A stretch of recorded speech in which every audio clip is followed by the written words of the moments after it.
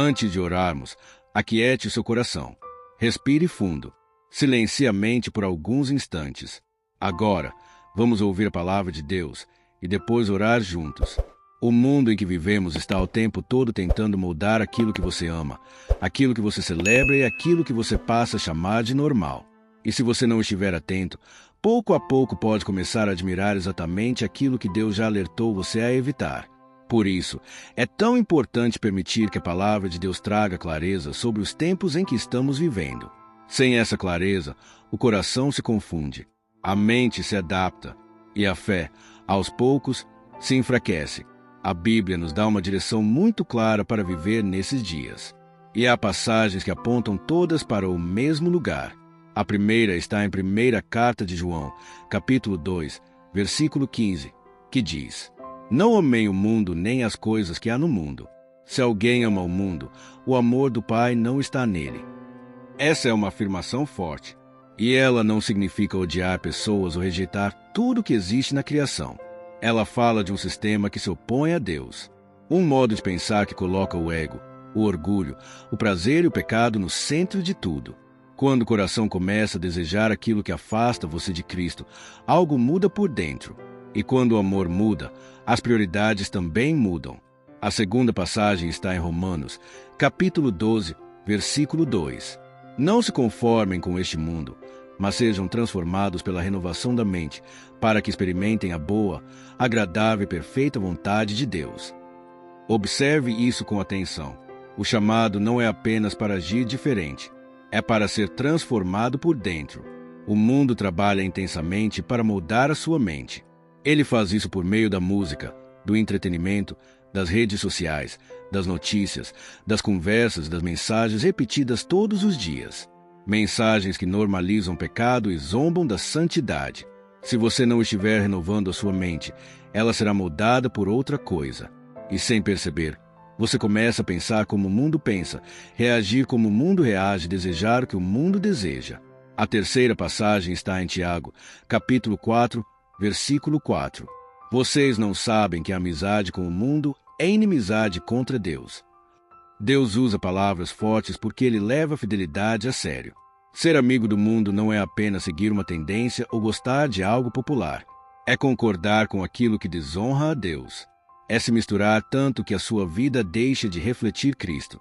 É quando agradar pessoas se torna mais importante do que agradar a Jesus.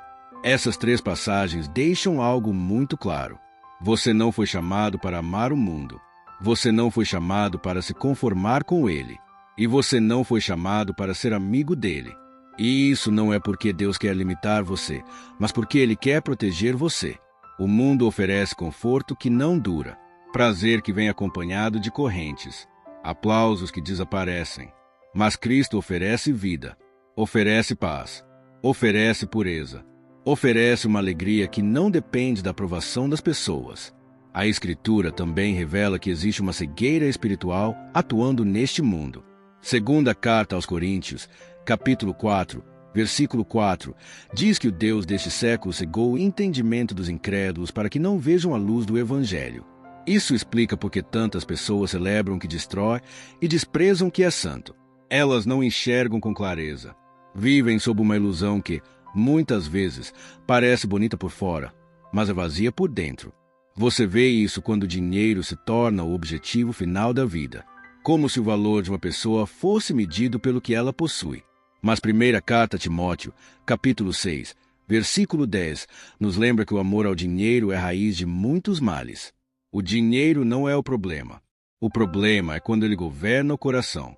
Você também vê isso quando o pecado sexual é tratado como algo normal, moderno e sem consequências. Mas a palavra de Deus nos chama para um padrão mais alto. 1ª Carta aos Coríntios, capítulo 6, versículos 18 a 20, nos lembra que nosso corpo pertence a Deus e deve glorificá-lo.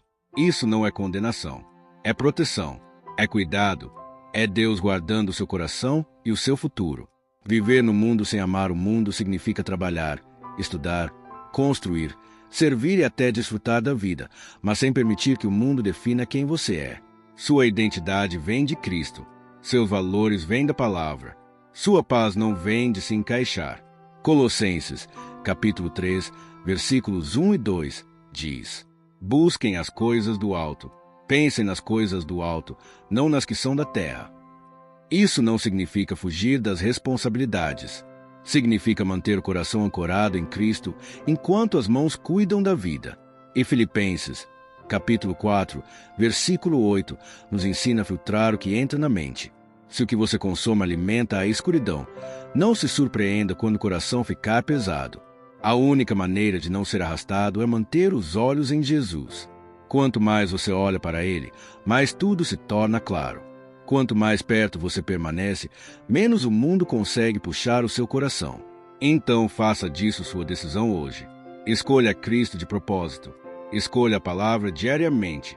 Peça ao Espírito Santo para renovar a sua mente.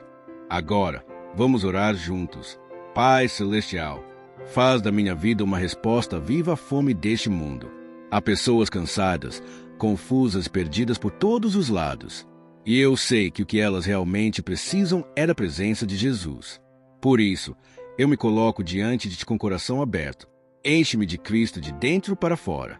Quero uma fé viva, verdadeira, que carregue o teu amor, a tua verdade e o teu poder. Espírito Santo, eu preciso de ti.